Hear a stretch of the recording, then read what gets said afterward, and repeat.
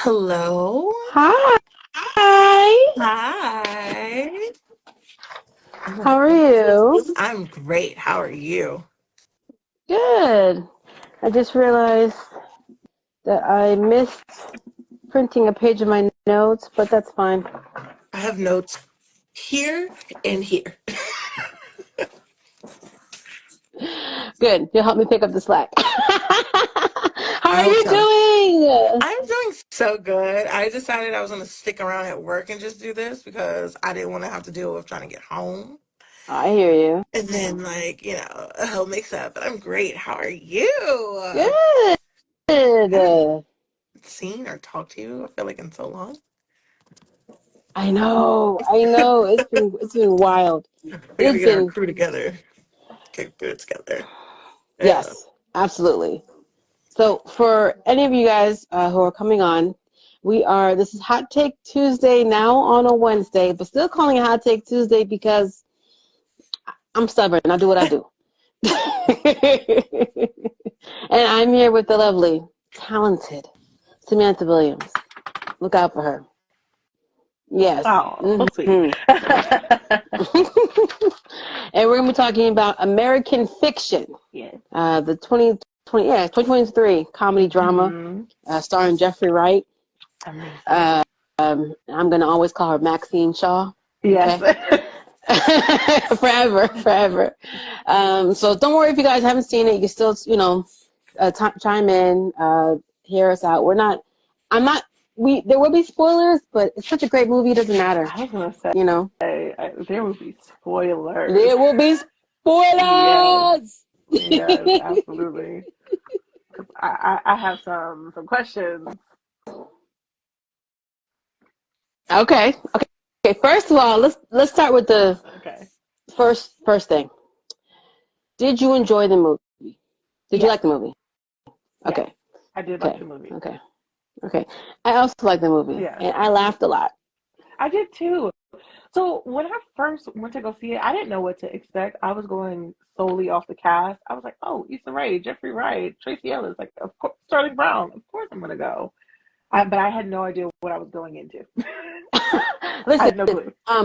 I think I was sold within the first, I want to say 10 seconds of the trailer. Yeah. I didn't even need to see anymore. When Issa Rae's on the stage and she's talking to the lady, she goes, "Where are our stories?" And you're like, "Yeah, where are they?" And she goes, "Let me read." And she wrote to, and he's standing there. I'm just like, yeah. "Oh, you got something to say?" Yeah. Yes, I want to hear it. I want to hear it. I was like, okay, I'm in. I'm all in. Yeah. This movie had, oh man, it had so many great moments. First of all, I think this movie, rightfully so, made fun of everyone. I think it made fun of attacked everyone. I think when you're doing a comedy, that is your best way to go. That's why South Park has lasted as long as it does, because it doesn't single out. Everyone getting it. Yeah, everyone getting it. And so everybody, those are the best. There's nobody that can complain. Like, yes, I'm talking about everybody. Yes. Yeah. Yes. I'm showing you. Yeah. Everybody. Exactly. So that's one. Let's talk about where do we begin? First of all, there's a lot of quotes in this movie, lines in this movie that I'm like, nuggets. Okay. Little nuggets just dipped in here and there, and they weren't all just, racial or anything like that. Like for one of my favorite ones was when he's talking to Sterling K. Brown, his brother, and he's like, "Oh, I never knew this about Dad and everything," and he said, "Enemies see each other better than friends," and I was like, "Oh my gosh." Yeah. I don't remember that, but that's deep, because when you're friends, like, you're trying to like hide certain stuff, like, not really like hide. But, like, well, you know what? Like, it's almost like you love your friends. You always want the best for them, so you overlook things, as in your partners, and and that's not a bad thing either. Right. Yeah. And again, guys, we're talking about American Fiction, so if you have any thoughts on it, questions, put in the chat. We'll try to get to all of it. But yeah, so that was one for me. I was like, okay, I'm writing that down. I'm gonna put that somewhere. It's gonna go on a sticker or a plaque. Well, there's another point when Clifton was talking to Monk. It was closer to the end when he was like, you have to allow people to love all of you. And I Yeah. was like, oh, and that's so hard to do. Like, I feel like it's one of those things, like, it's easier said than done, Mm-hmm. because we all know ourselves, and we know there's a little part of ourselves like, oh, well, if I do this, they may look at me differently or Mm-hmm. think of me differently. But like, that is such a, like, a broad statement to make to someone, because it really makes you think, like, ugh, like, I'm not allowing this to happen. And I feel like the context within that statement is important because the world will never love all of you. Right. But he wasn't referring to the world. He was just the people that matter, the people closest to you. Those are the people that you can allow Yeah. in. Once they've, you know, I don't even want to necessarily say once they've shown you. Well, there's a level of trust Yeah. there and comfortability.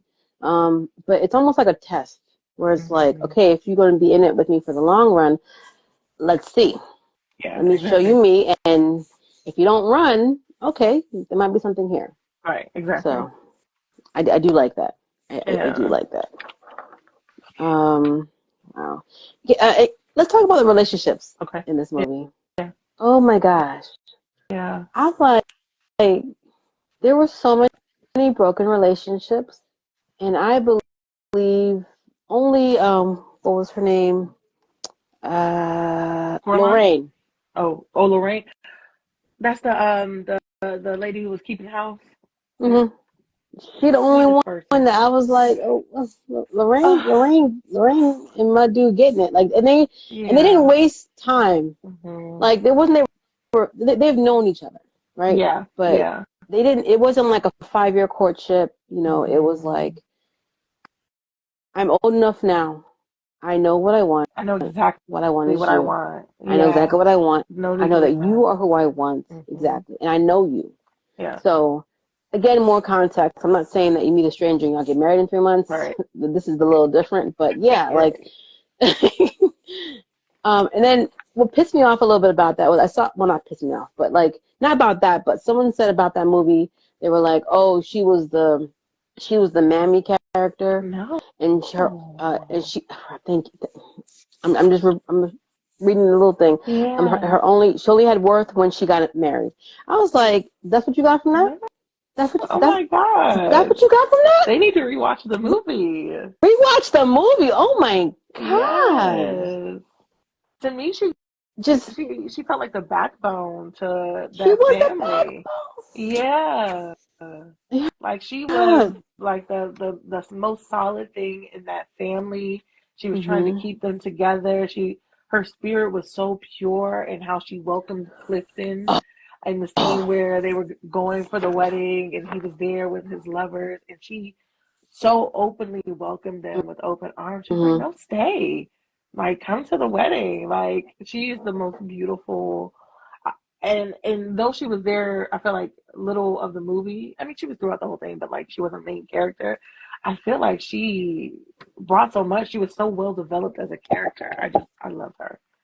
Yes. Yes. Yeah. And it I'm glad that you mentioned the part where Sterling K. Brown or Clifford, like when she told him stay your family, the look on his first of all, can nobody cry and look the way they look like Sterling K. Brown, okay? Yeah, I First of love all. Sterling. Oh my First of God. all, Yeah. okay? Second of all, like it just you could tell throughout most of his life he was rejected. I mean, Yeah. like you heard it here and there, but Yeah. you really saw it right there. Yeah. Like Even as an his own, adult, like when he went to yes, go see his mom, yeah. like, Oh, heartbreaking. did your heart like it? I was like, ah. So heartbreaking. It's like, Mama, Yeah. oh my It's gosh, like you like, think you've gotten to a point where you've been accepted by your mother, and then yes. it's just like, it's the same shit. I always knew you weren't. Yeah. And it's just like, it's her truth, because obviously that's how she feels, but also she has dementia. So it's like, even though this is obviously how she felt prior to having it, do you give her some grace because, like, she's sick? So I'm glad that you brought that up, because even though this isn't really directly connected to the movie, I do have a question about that as far as Yeah. dementia, because is it all how someone feels, or is it part of the brain rotting? And I don't mean in her instance. I think in her situation, yes, that's how she probably felt and pulled it back out. But I've heard that, dementia patients, like they lash out, they're wild, and Yeah. opposite of what they were when they were living. So I almost feel like there's like, for me, there's like a pain there Yeah. at the idea, just in general, of someone that you love getting dementia, and they saying these awful things to you Yeah. that they would never say. They don't even feel, but Yeah. it's part of the. And I'm like, I feel the heartbreak of being on either end of that, whether I Mhm. am receiving it, or I have gotten to that point and I'm giving it, and I don't even know if I'm doing it. So Yeah. like, dude, It's such a ouch. weird place to, yeah, it's such a weird place to be, Mm-hmm. because like they don't really know what's happening to them, right? Like the Mm-hmm. person receiving it is the only person who knows, like, oh, they're sick. Like they don't mean it. But I also just feel like it kind of varies depending on what kind of person they were prior Oh to no, it, for sure, for you sure. know? I'm not saying that you get in the pass Yeah. right away, Yeah. Yeah. but if Yeah. you knew them before, Mhm. it's like it's a good indication of like, this is not really them talking to me. Right. In Right. that moment, that's really his mama. That's Yeah. really his mama. Like, even when he Monk, we'll call him Monk, because the loneliness is just, oh, Yeah. Monk. Even when Monk was looking for a good nursing home, Mhm. and he said, "Why are you looking for the best? She wasn't the best mother." I was like, "Ooh, Mm. ooh." Yeah. But we Yeah. have we have we have wounds. Yeah, We we have have a lot to unpack there. There's a wounds. lot to unpack. A childhood So of trauma for yeah, and sure. like the way he moved and everything, like I almost, like, I didn't even really fault him in the way that he moved. Yeah. You know, I didn't. mm I was like, mm. there's a lot. Like he keeps a distance to Yeah. hold on to There's why he's whatever sheltering. love he still has. hmm Yes, yes, hmm and I get it. Yeah. But oh man, just, this is why everything doesn't have to be a blockbuster like Yeah. thing. Like, there's so much good within like this. Not that I hate them. I love them, hmm but let's have both.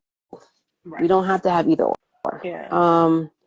So my favorite scene was when Monk was first. He had gotten to the end of his rope, and he's typing up the scene, and the two characters in the movie in the room Yeah. with him, and Yeah. they're talking, and then they go, "That doesn't really sound kind of. What, shouldn't I say something different?" Like, it just, I love It just that added so much. character to the movie. Yeah.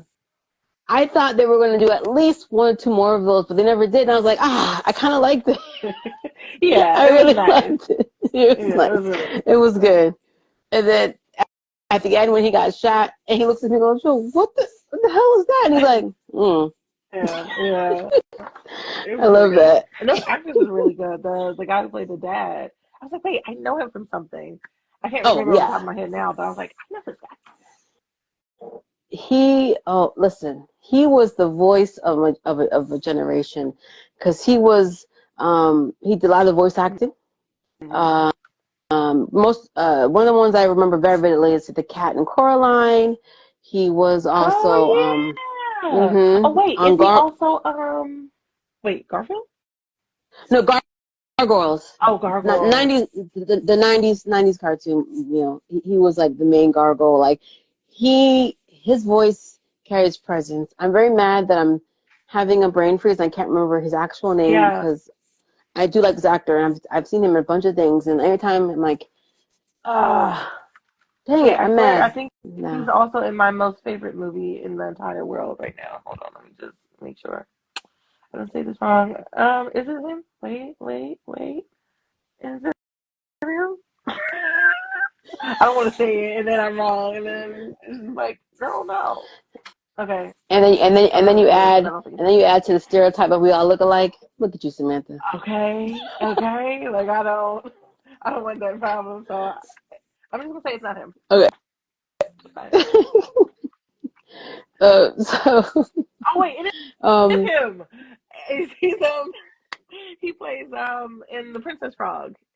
He's Yes, the yes, guy. yes, yes. He's the Yeah, Dr. Facilier. yes, yes, which means I think Yes, liar or something. Yes, yes, yes. yes. He's David. Yeah, Keith, thank you. Oh my God, I could not remember his name. It's driving me crazy. I'm like, why I can't remember his name? yeah. I love Keith David. Amazing, Love Keith amazing David. guy. Yes.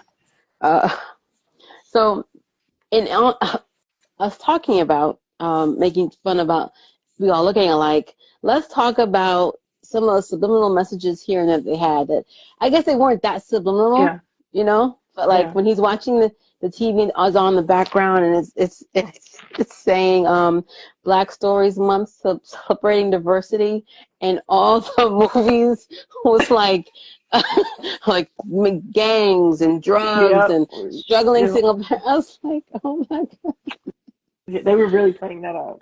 They were really well. There was a time where that was 90% of what you were seeing black people in, Yeah, and you know that's thankfully it's spreading out now. You know for sure. But I remember when it was just like, oh, okay, all right, yeah. well, let's put on put on Menace in the Society, which I've seen. I've seen that Boys. I saw. I want to say I saw most of them. You know, it's crazy. I've not seen most of them. And anytime I tell somebody black that, they're like, "What? You ain't seen that? I'm gonna take your black card." And I'm just like, I'm so sorry. Like I fully plan on it at some point. I guess. Okay, if it makes you feel any better, I'm gonna put myself out in front of you right now. I have never seen Jason's lyrics. I have never seen. Is it the Inkwell? Um, I'm trying to think because there was a few that I had missed that were like just culture significant, Yeah. and I missed it. I have seen Boys in the Hood. Mm. Yeah, so it got to the I've seen point Boomerang. where like I love stories. I love film. I love reading, like all of that stuff. So because we were in one or in maybe three categories of types of movies, it Yeah. got old for me fast, and I found myself just checking out and watching other stuff. Yeah. Because I want to see more than just that. I was like, okay, well, Because I we're more want to than just see. that. Our stories are more than that. Yes, I want to see Yeah. sci-fi movie. We're not in Yeah. it, but I like sci-fi, so I guess I don't Yeah. have to watch. Yeah. And fairy tale and all that kind of stuff. Now it's spreading out again. But Yeah. I just thought that scene made me laugh so hard because I really resonated with it Yeah. for sure. Hi, Thomas.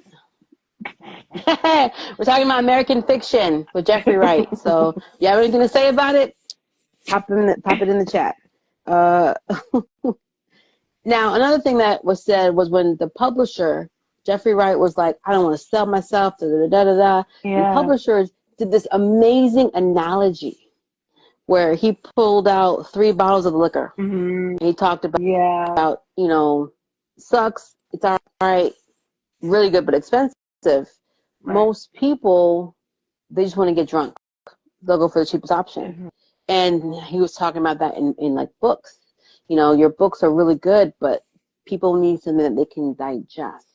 Mm-hmm. And I think it was right and wrong. I think he was right and wrong. People like being entertained, for sure. We all do, I do. But if something is presented in a certain way, I will devour it. Yeah. Like it doesn't have to be like I do like the challenge of reading though, but maybe that's why I look at it differently. Yeah. But I don't see anything bad with enjoying Centaura's book and Monk's book. Right.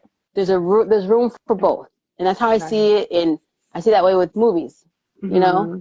Like the people who are like, oh my gosh, like this was like super high elevated. Yeah. What can I Like say? Core categorizing thing. movies like just black movies. When movies come out that are majorly black cast. like, oh, that's a black movie, you know. So then it doesn't do as well because now it's deemed a black movie, and it's just like, well, It's just a it's movie. for everybody. Yeah. Yeah. Soon, I mean, there's so much parallel to like reality with this film because it's just like as soon as something is like detrimental to the black experience, and it's just like, oh, we have to watch it. These poor people, like we have to be a part of supporting this thing. But it can be something amazing, telling a beautiful story. Can I just add? I know we're not talking about it. Oh my gosh, The Color Purple, the new one. I just want to say, fantastic job. Fantastic job. And I feel like it didn't get enough credit. You know, like it was a movie for everyone and it was beautifully told, but that's not what we're here to talk about. But, you know, when we start looking at things as just this category of people's things, it diminishes it. It's so much more than that, you know? So let me tell you what's so funny about that. Like, it's almost like you have to choose either or, right? Mm-hmm. You want to, you do want to have characters and create stuff that's with people like you, right? Yeah. But then people try to stonewall you into that being the only thing that you can do now. Or if you, or, you know, outside people wanting to do that, yeah, if you want to only create black stories, perfect. Or stories with black people, excuse me, perfect. Yeah. But it's almost like, it's like, if I want to make any kind of story, sometimes it'll have black people, sometimes it won't, like, yeah. I don't know, it seems to be like an issue there sometimes, and I myself have found that I've leaned more into ambiguity because I don't want to be cornered, where it's like, oh, you're a black woman, I know what movie you're going to be making. You don't actually, but okay. You know? You have no idea what I'm capable of. Exactly. Exactly. Now, when you were talking about, all right, one other thing that I thought was hilarious was when they were all judging, and it was like the 3 white judges and the 2 black judges, and I'm only making this distinction because of the importance of it in the scene. So the 3 white judges were like, "Oh, we want to make this book number 1, you know, the F book or whatever." Yeah. And the 2 black judges were like, "Well, we don't agree. We don't think that should be number 1." And they're like, "Well, majority rules." And then the way they said, it's essential for us to listen to black voices and have them be heard. Oh my God. And then the scene shows them on either side of the table, the 3 white judges and the 2 black ones, and it's like perfectly done. Perfectly done. Yeah. I'm like, and let me tell you how much that made me feel like, yes, they want to be the ones to say what black voices get heard. Yeah. That's not opening the floor. Yes. No. Yes. I was like, okay, American fiction, like you really, you hitting it. You hitting on it. You hitting on it. I love it. You hitting on it.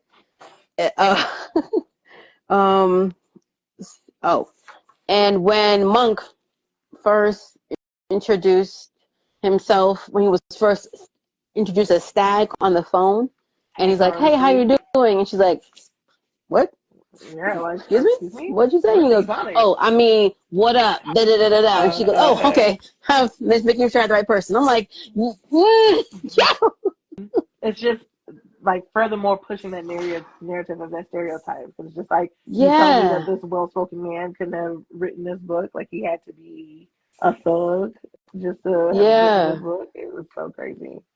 It was like, I feel like it was the opposite of code switching. Yeah. You know, like you had to. Like it took him outside of himself because that's not how he usually talks. Oh my goodness.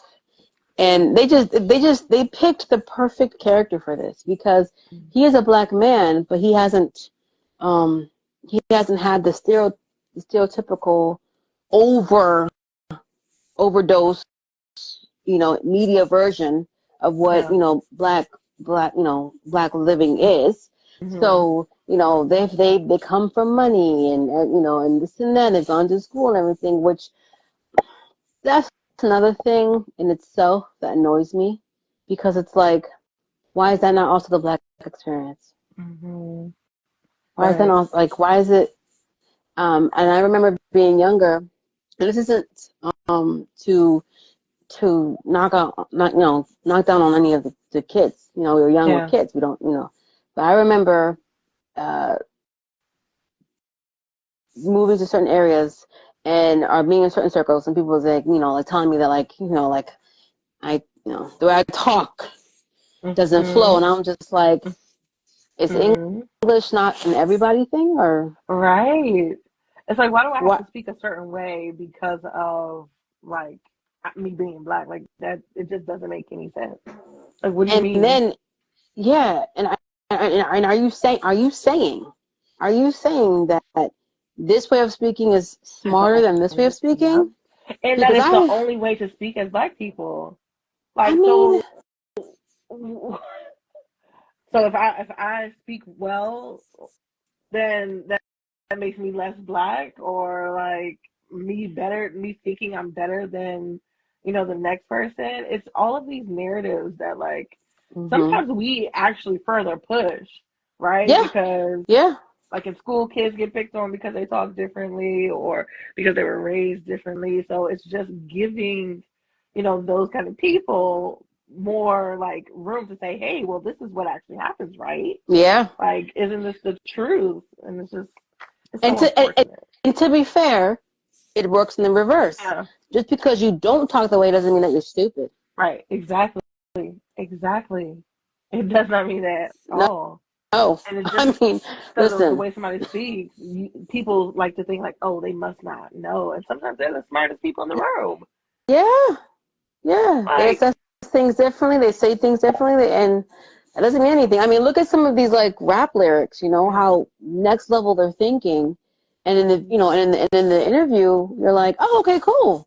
Like Yeah. like the way that they're portrayed, like, oh man, they're just dumb rap. Like, no, they're not. They're not. That's just the way they Yeah. talk. But Yeah. listen to what they're telling you. Like, I could not think of nowhere near the amount of metaphors that they be like these next levels. Like some of the little Yeah. stuff Lil Wayne is rap. Like, Yeah. like, so that's an aside. But that's another thing that I liked about this movie, Mhm. because it's like he had to really like put on, Yeah. and it was wild. Yeah. And I think another line that he says in here that I'm just like, ah, man, you really hitting on it. He says, "The dumber I get, the richer I get." Mm-hmm. Yeah. Yeah. Yeah. Not to knock anybody, but there is not an even balance of the Yeah. people they push out. Like, Mm-hmm. you only want to show the violent, or what is deemed ratchet, which there is a Mm-hmm. place for everybody. Right. But only showing that gives this idea that's the only thing that we're capable of. That's what bothers Yeah. me. Show the roundup, show the Jeffrey Wrights, okay, Exactly. or the monks. You Yeah, because know, he has an audience. There's an audience for him. And I feel like it was just so demeaning to him as an artist, as a novelist, to say, like, oh, well, you have to do this because this is the only way you'll make money. And further pushing the idea that, like, not that his books suck, but that, like, nobody is going to read them. But if you nurture, his creativity and his books, his audience will come. And it just mm-hmm, made me feel so bad for Monk, because it's just like, he almost had to basically sell his soul just to be financially stable, which is what he's wanted, but almost at what cost? Like, he lost mm-hmm, himself as a novelist because he had to pander to a certain audience just mm-hmm, to get notoriety for his work. mm-hmm. And it's just so unfortunate, because I feel like Monk probably had a really good story to tell, like outside of Stag Arlie. But here's the thing: Coraline, aka Maxine Shaw, okay, Yeah. She read, I think, one or two of his books before she met him. Right. And she enjoyed it. But she also enjoyed the other stuff, which tells you that you can. There are people who want both. Right. I think that they just weren't trying to market his stuff because they want to put out what they want to put out. Because think about what they knew would bring instant gratification. Exactly. Yeah. Exactly. Because what you call it? All they had was like what, a chapter from Stag Arley, an unknown art writer with no previous experience, something whatsoever. You only have one chapter. You don't even know if this is the strongest he's gonna get, and you want to. I loved it. Push it. You loved it. You're pushing it out there everywhere. Yeah. Like I guarantee they weren't pushing his previous books out like that. No. Now some of the subject matter, like Persian, whatever, I get it. But like there's other stuff that he wrote that wasn't about just like non-fictional. Yeah. Breakdown of a culture or something. Because even when she was talking to him about, you write women very well, there's an audience for that. You just, you have to market yourself because you cannot rely on these companies who only they want the quick, easy buck. Yeah. Nope. So that was part of the problem, I think. And man, that was something. Even our introduction to him, I loved. The introduction to Monk at the beginning. Yeah,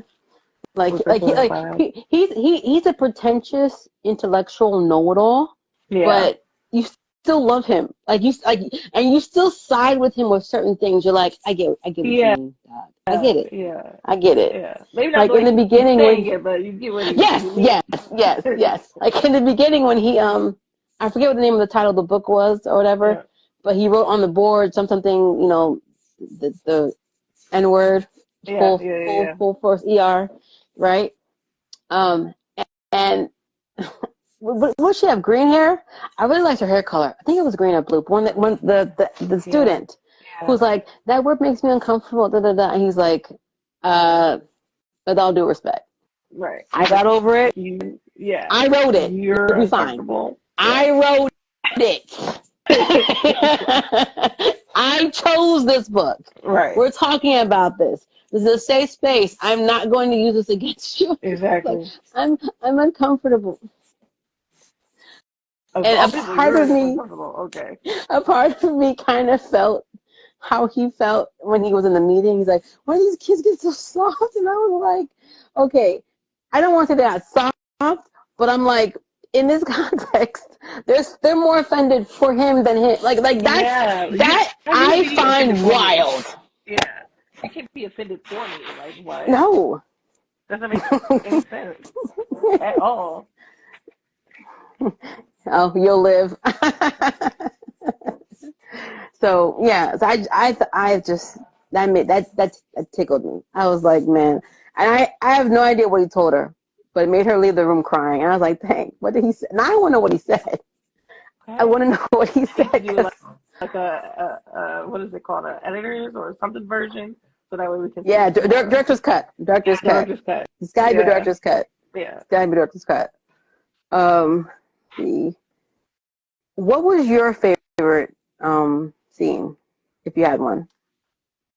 I think the moment when Cliff and Monk were talking after the wedding. I think that was my favorite scene, when he was, basically telling Monk, like, you got to let people in, because I feel like one of the, it definitely wasn't the first, but it was just a moment between brothers. Like, they just actually genuinely cared for each other, and you could tell they've had a rocky childhood, or like, their relationship hadn't always been the best, but you could see that he genuinely cared and wants the best for him and just wants him to open up, So I think that was probably, that whole section of the movie just surrounding the wedding, I think was like my favorite part.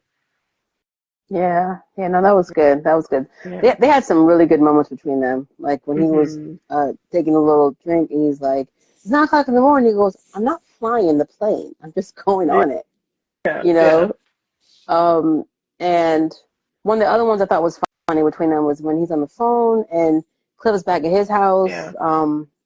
with his boyfriend. And he says, "I've taken a lover," and he's like, "And he's like, "Oh, you're a homophobe." He goes, "I'm not offended by that. I'm offended that you used the term taking a lover." Yeah. And I was rolling, yo. I was like,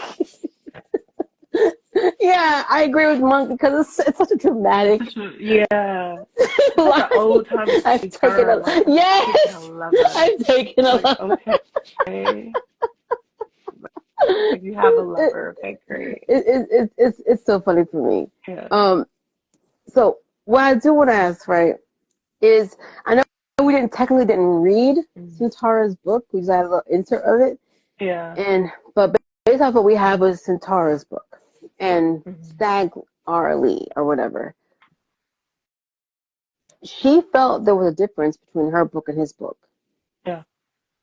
Do you feel that way? Absolutely not. There is no difference. There's no difference. The fact that she said it was pandering, I was like, didn't your book doing the same thing? Your book didn't pander? I mean, it makes me want to read her fictional her book. Yeah. Like, I don't understand how she would think that her book wasn't pandering when it was literally doing the exact same thing that was doing. Yeah, it's insane. Just from I guess the female perspective. Yeah, that's it. It wasn't as I guess brutal, but it was still pandering. And I think it was the moment when they were judging, and it was just the two of them. Like she basically was saying, like sometimes you have to, I guess, kind of like abide by whatever's selling, like whatever the people are buying. Which brings me back to like the idea that it's unfortunate that like these are the things that we have to do to maintain some type of like status or to be worth anything, to pander to audiences about blaxploitation, kind of in a way. Oh, hold on, we got a big amount of words. Let me read this comment real quick. BXNY says, that movie was amazing. At times I feel like that. It's as if people create a stigma about something, could be race, religion, or preference, and they expect the person to be that very made up thing. Yeah. So, yeah, this is true. And the thing is, so as a writer, not everything that I write is something that I experienced or I've gone through, things that I know, but I feel like there is a line with, what I'm trying to say.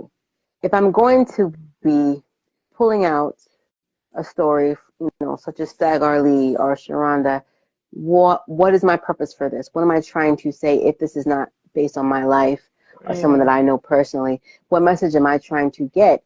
And at the end of the day, and I'm not saying there has to be like a message, like political or anything. No, nothing like that. But I'm saying is like, what am I feeding? What am I bringing to the table? What am I helping with? Yeah. So I think that Boys in the Hood is an important movie, especially for its time. Menace to Society, the same thing. I think the problem came afterwards where it was like, that's the only story you were allowed to tell.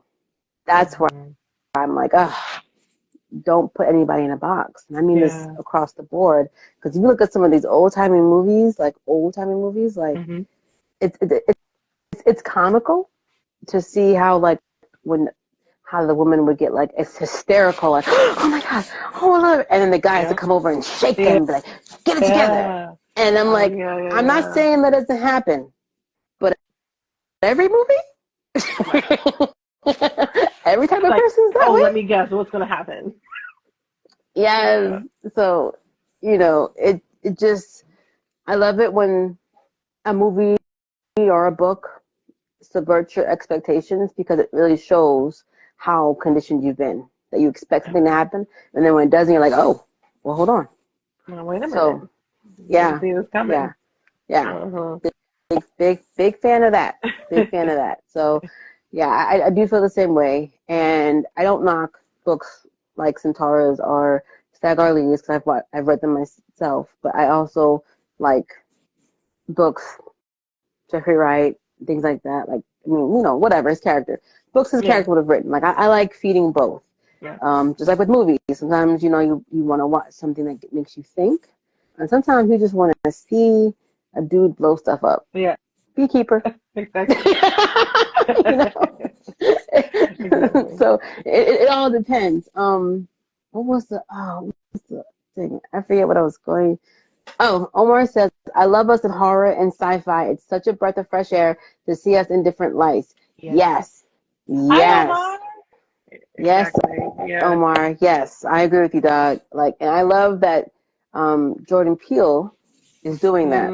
Yes. And so when I spoke earlier about, being put in a corner to only make, stories of Black people, in Jordan Peele's thing, he wants to only make horror stories with the Black people as the main characters because there was such a void for so long. That's a whole different thing to me. You know what I mean? Like, and he's choosing to do that. Yeah. No one's pushing him in it. That's totally different. It's totally different. And I love him for that. I love him for that because he it needed to be somebody Black because he finds these rational ways of how we would end up in the situation because you and I know, now we watch all the movies from the 80s and 90s, we're like, we would have been gone. Yeah. I wouldn't wait around for that. Like, gone. Yeah. Gone. Exactly. But then you see how in like Get Out, like how she drove middle of nowhere. They've been dating for a while. Like he was literally trapped there. Yeah, it was okay. So okay, I can believe that. Us is a whole different animal. Where it's like they're everywhere. There's nowhere you can go. It just was great. I love Jordan Peele. Yes. Love. Nope.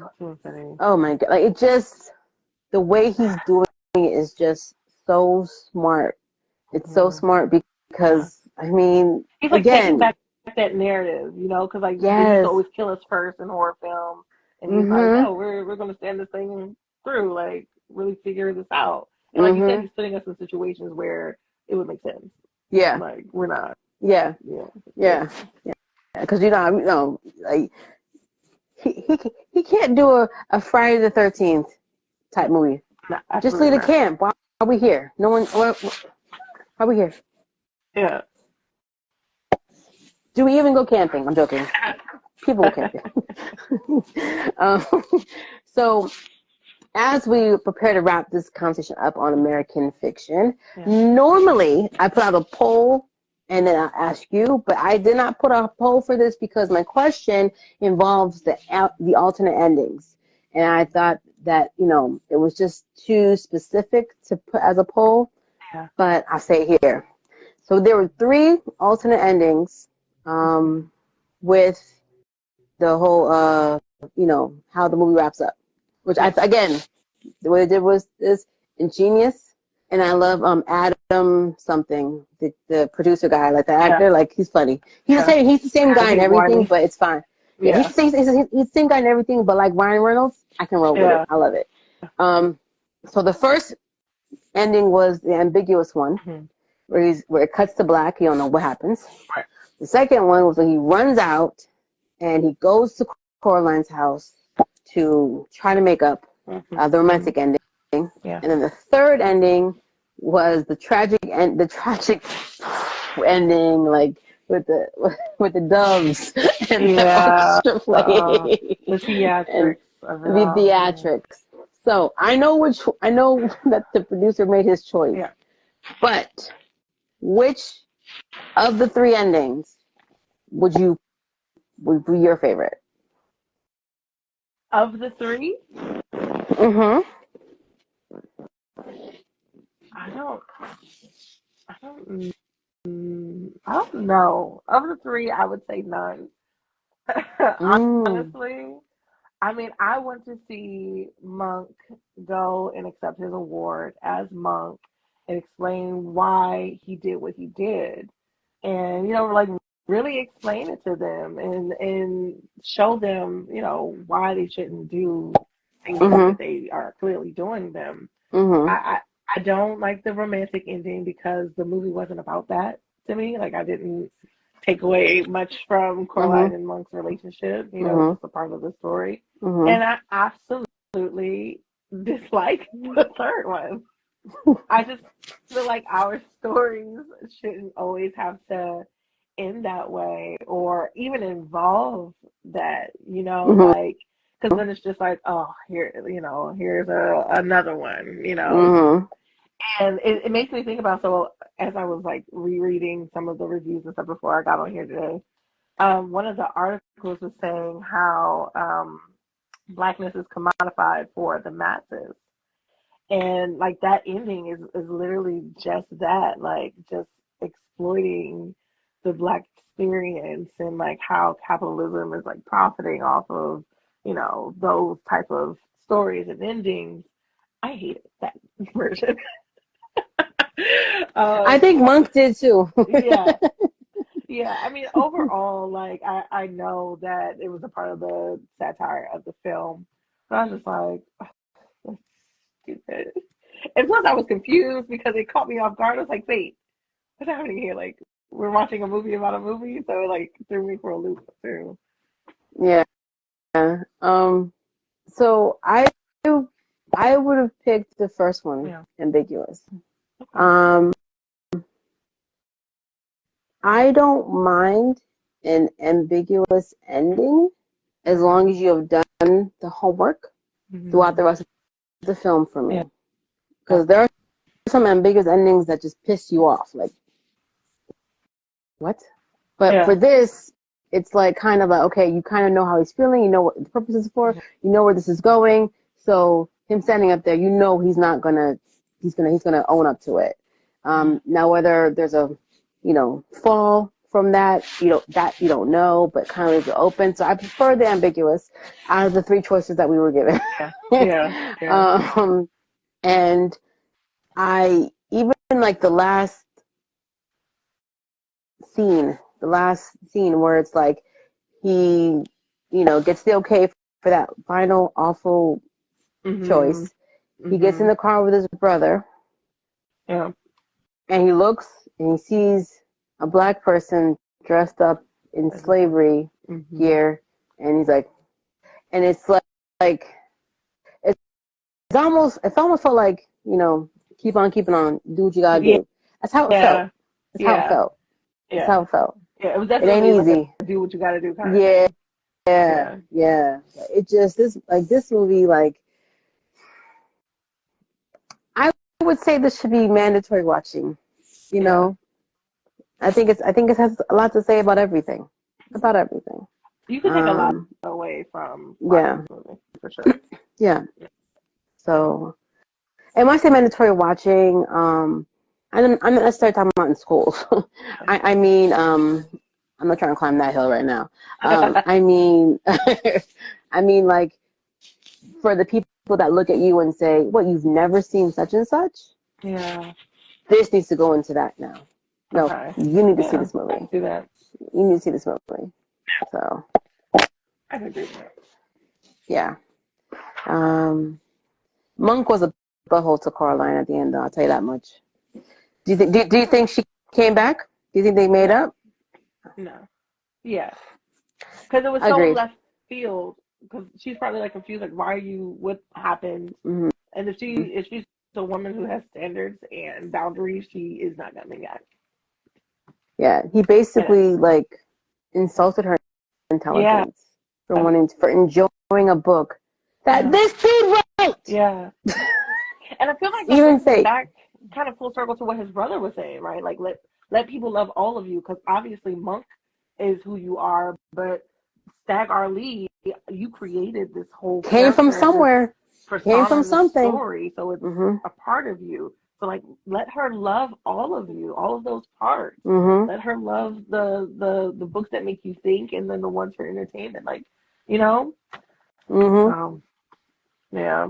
And I have one final thought on the movie, and it's back to what we're talking about, where it's like black movies or black, instead of just being a movie with black people in it, was when Monk went to the store and he saw that his book was under African American literature, and he's like, it's not even about black people. It's Oh about my Persian. God. Yeah. Just because a black person wrote it. Hmm. Dude, It had to go into African Americans. Yeah. dude. So Mhm. I was like, man, good Lord. I'm like, I say this jokingly, but I'm like, did you leave any message untouched? You threw everything in this movie. I mean, I Yeah. love it. Yeah. You know what I mean? They did a good job. And Jeffrey Wright is a treasure. So, the true treasure. Yeah. Any final thoughts for you, Samantha? Let me check my notes here. Ah, Mm, yeah. Why you let me do all the talking? you're the boss. You're the boss lady. Oh We my had such great goodness. conversation. No, I don't have any final thoughts, honestly. Yeah, initially I would just say that initially I thought the movie was smarter than me, in the sense that I didn't fully get it until like I read other reviews and like other synopses of the film. And I was like, oh, okay, that's one way to get it. Or, I didn't look at it that way. So, I took I took a lot from it, and I'm still learning about it as I like read more, or if I Well, how watch many it times have you again. watched it? I've seen it once. Okay, there you go. I Yeah. saw it twice. So Oh, there's things that I okay. picked up and Yeah. that's what you really have to do. The Mm, thing about a book, yeah. there's Yeah.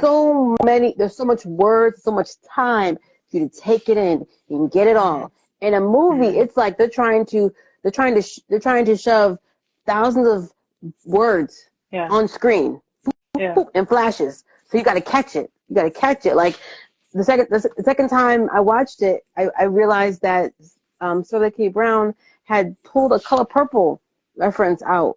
He said, "Everything you do to me," when he's talking to his, his Yeah. brother. I was like, "Oh, I missed that." Yeah. So it's like, so don't feel any kind of way. Like that's what they want. They want you to be able to come back to it, Yeah.